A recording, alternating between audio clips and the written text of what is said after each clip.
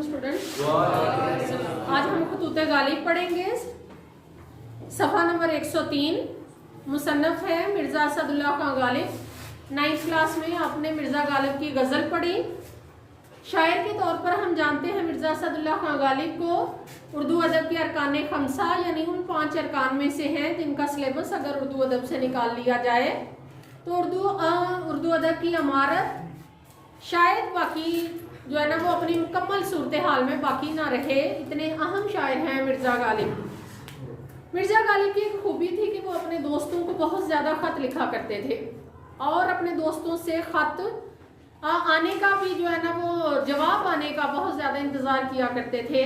जब उनके खतूत को किताबी सूरत में छपवाया गया तो उसमें देखा गया कि उन्होंने अपने खतूत में जो अपने दोस्तों से अपने दिल की बात कही थी, जिसको वो आधी मुलाकात कहा करते थे, उसमें उन्होंने बड़े सगीर की तारीख, उस वक्त जो बदलती तारीख थी, अंग्रेज़ का दौर था, 1856 की जंग आज़ादी में मुसलमानों को मुकम्मल हार हो चुकी थी और अंग्रेज़ काबज़ हो चुका था। वो बदलता हुआ दौर सियासी और हुकूमती एतबार से और सबसे बढ़कर अदबी एतबार से बदलता हुआ दौर था। उसके मुकम्मल खाके बयान किए गए थे उन खतूत के अंदर। अभी हम खत पढ़ते हैं, आपको इस बात का अंदाज़ा होगा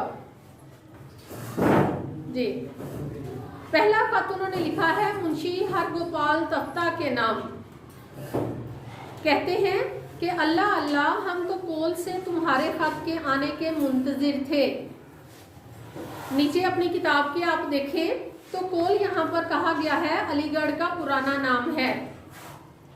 अल्लाह अल्लाह, हम तो कोल से तुम्हारे खत के आने के मुंतज़िर थे। नागहा, कल जो खत आया यानी इंतज़ार कर कर के जब कल खत पहुँचा, मालूम हुआ कि 2 दिन कोल में रहकर, कोल किस जगह को कहा गया है? अलीगढ़ को। 2 दिन कोल में रहकर सिकंदराबाद आ गए थे। सिकंदराबाद का भी नीचे जिक्र किया गया है कि सिकंदराबाद ज़िला बुलंद शहर यूपी का, यूपी यानी उत्तर प्रदेश का एक शहर है। कहते कि 2 दिन कोल में रहकर सिकंदराबाद आ गए हो, वहाँ से तुमने ख़त लिखा है। देखिए अब यहाँ कब तक रहो और आगरा कब जाओ। किसके नाम खत लिखा जा रहा है? मुंशी हरगोपाल तख्ता के नाम। परसों बरखुदार, बरखुदार बेटे को कहते हैं जो बेटे के बराबर हो। परसों बरखुदार शिव नारायण, शिव नारायण का नीचे जिक्र किया गया है कि मुंशी शिव नारायण आराम आगरा में रहते थे। आराम उनका भी तखल्लुस है क्योंकि शायर शायरों से बात कर रहे हैं, खतो किताबत कर रहे हैं। आगरा में रहते थे जहां उन्होंने एक प्रेस लगा लिया था। प्रिंटिंग प्रेस को प्रेस कहा जा रहा है। प्रेस लगा लिया था, अंग्रेजी बहुत अच्छी जानते थे।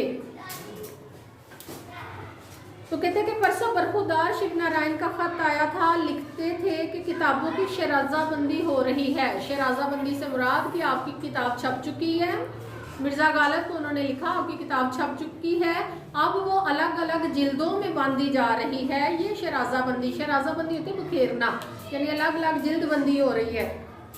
शराज़ाबंदी हो रही है, अब करीब है कि भेजी जाए, बहुत जल्द आपको भेज देंगे। मिर्ज़ा महर, मिर्ज़ा महर जो है वो नीचे लिखा हुआ है उनके बारे में कि मिर्ज़ा महर गालिब के दोस्त थे। उनका पूरा नाम मिर्ज़ा हातम अली बेग था। वकील थे और ऑनरेरी मजिस्ट्रेट रहे। ऑनरेरी यानी एजाज़ी तौर पर जी। मिर्ज़ा महर भी एक हफ्ता बताते हैं, एक हफ्ता उनको अपनी किताबों का फिक्र था कि जल्द से जल्द मेरी किताबें छप कर आ जाएं। देखिए किस दिन किताबें आ जाए, खुदा करे सब काम दिल खा बना हो। दिल खा का मतलब है कि दिल चाहा, दिल पसंद, कि मेरे दिल के मुताबिक जो मैं चाहता हूँ वैसे सारा छपवाई का काम बना हुआ हो। हाँ साहब, मुंशी बिल मकंद बेसबर, ये जो महर लफ्ज़ इस्तेमाल हुआ, आराम लफ्ज़ इस्तेमाल हुआ, शायरों से बात हो रही है तो ये उनके तखल्लुस है शायरों के।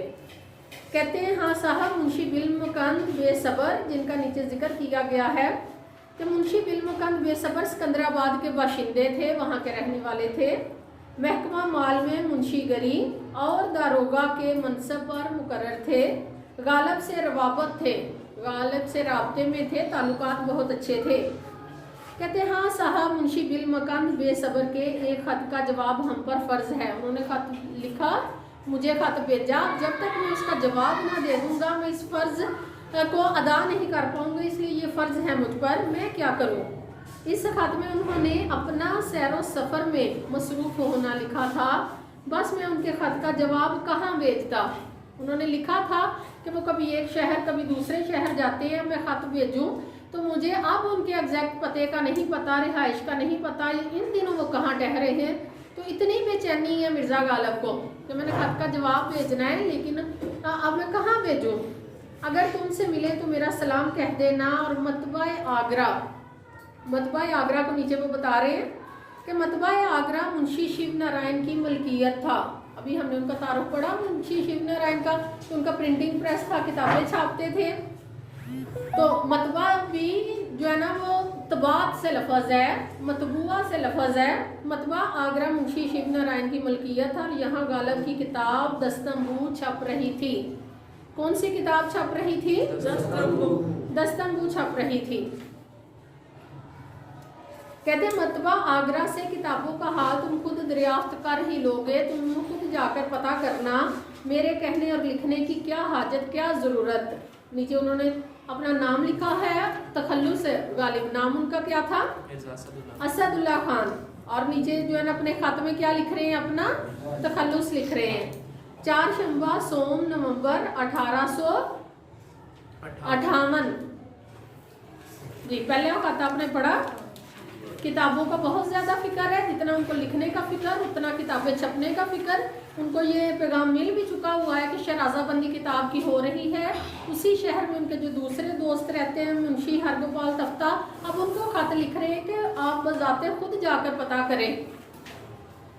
जी दूसरा खत पढ़ते हैं। क्यों साहब, हमने उनकी खूबी अभी पढ़ी थी। मैंने आपको बताया था कि खत जब लिखते थे तो खत को वो आधी मुलाकात कहते थे, कि जब किसी को खत लिखें इस तरह लिखें कि जैसे तसव्वुर करें, ख्याल करें कि वो आपके सामने बैठा हुआ है और आप उससे बात कर रहे हैं। तो क्यों साहब, क्यों साहब से क्या समझ आई कि जैसे हम सामने बैठे हुए से गुफ्तगू कर रहे हैं। कहते क्यों साहब, क्या ये आइन जारी हुआ है? आइन का मतलब है कानून। क्या ये आइन जारी हुआ है कि सिकंदराबाद के रहने वाले दिल्ली के हाक नशीनों को खत न लिखें? मिर्ज़ा गालिब दिल्ली में रहा करते थे। उनके दोस्त जिनको खत लिख रहे हैं वो कहाँ रहते हैं? सिकंदराबाद में। तो उनसे डायरेक्ट यही बात कर रहे हैं। हाक नशीन से मुराद अपने आप को आजिज़ जाहिर करना, कम हैसियत जाहिर करना, ज़मीन पे रहने वाला हाक यानी मिट्टी में रहने वाला जाहिर करना। कहते क्यों साहब, क्या ये कानून जारी हो गया है कि सिकंदराबाद के जो लोग हैं वो दिल्ली के हाक नशीनों को खत नहीं लिखेंगे? भला अगर ये हुक्म हुआ होता तो यहाँ भी तो इश्तहार हो जाता। हुकूमत क्योंकि दिल्ली में थी, हुक्मरान कहाँ रहा करते थे?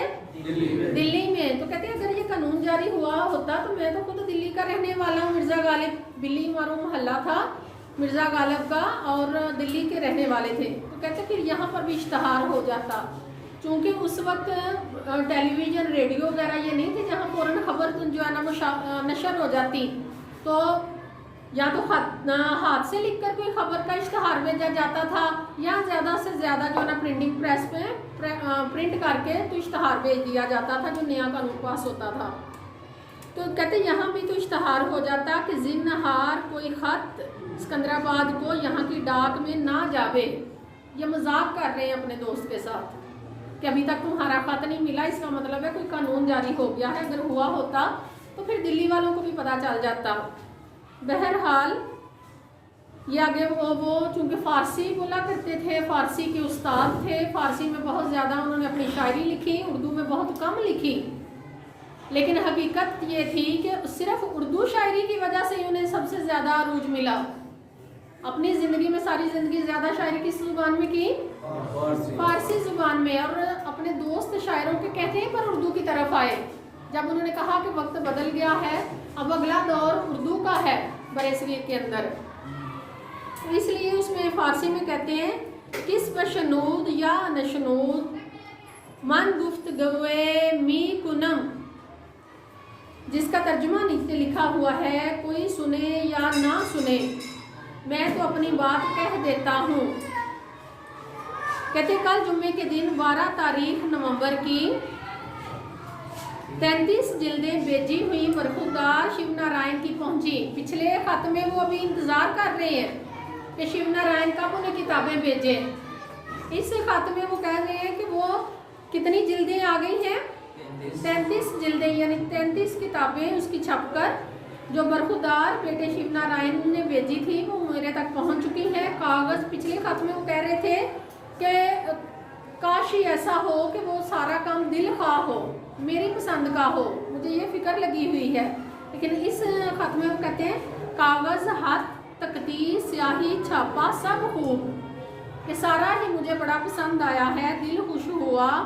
और शिव नारायण को दुआ दी कि उसने बेटे का हक अदा कर दिया, उसे मैं बेटे के बराबर समझता हूँ। उसने बड़ा अच्छा काम करके मेरी किताब को बड़े अच्छे अंदाज से छाप कर भेजा। 7 किताबें जो मिर्ज़ा हातम अली साहब की तहवील में है, 33 इन तक पहुँची। टोटल कितनी हो गई, कितनी छपी थी? 40। तो कहते 7 किताबें जो मिर्ज़ा हातम अली साहब की तहवील में है वो भी यकीन है आजकल पहुँच जाएंगी, मालूम नहीं। मुंशी शिव नारायण ने अंदौर को वास्ते राय उम्मीद सिंह के, राय से मुराद है मशवरा देना, उम्मीद सिंह के किस तरह भेजी है या अभी नहीं भेजी। साहब तुम इस खत का जवाब जल्द लिखो और अपने कस्द यानी अपने इरादे का हाल लिखो। कस्द क्या है? इरादा। सिकंदराबाद कब तक रहोगे, आगरे कब जाओगे? और ये उन्होंने लिखा है शंबा 13 नवंबर 1858 को। नीचे उन्होंने लिख दिया जवाब तलब, तो तुम्हारे जवाब का मैं इंतज़ार करूँगा गालब। दोनों खत पढ़ के आपको अंदाज़ा हुआ जो टर्म वो इस्तेमाल करते थे आदि मुलाकात, क्या ये दोनों खत आदि मुलाकात को जाहिर कर रहे हैं? ऐसे ही बात कर रहे हैं जैसे सामने में बैठे हुए शख्स से बात करते हैं। जी बहुत शुक्रिया।